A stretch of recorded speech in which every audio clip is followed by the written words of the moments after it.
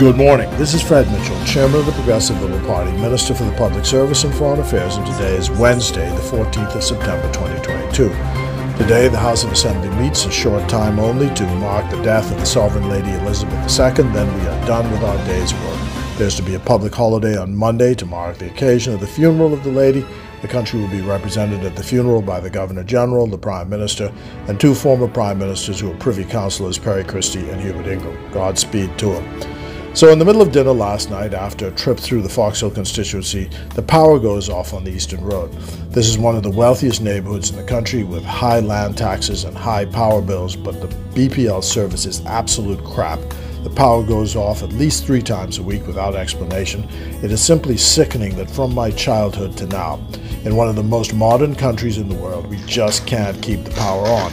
And what troubles you is that you always feel as a citizen or a public official that you are railing against the wind.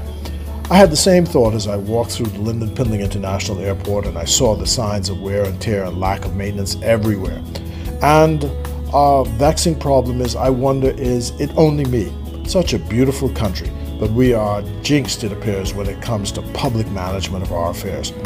So, Michael Pintard and his band of merry men and women of the FNM, leader of the opposition that is, think that they're onto something.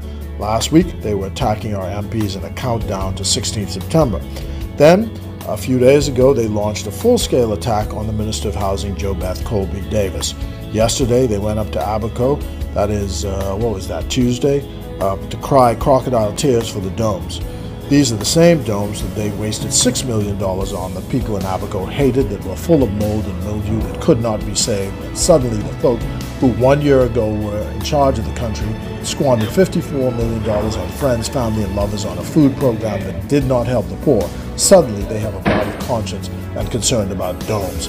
It is the most stupid thing. The social minister, Obi Wishcombe, set the record straight. The domes could not be saved. The minister will ensure that no one is left homeless.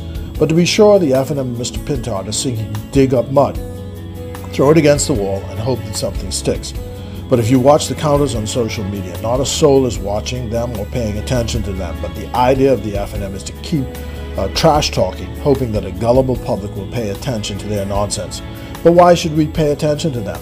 A well-written letter, obviously by an FNM under nom de plume, called Mackey Street Man, said in the press this week that Michael Pintard will not lead the FNM into the next general election. Then there was a counter letter saying yes, he will. They're clearly fighting amongst themselves.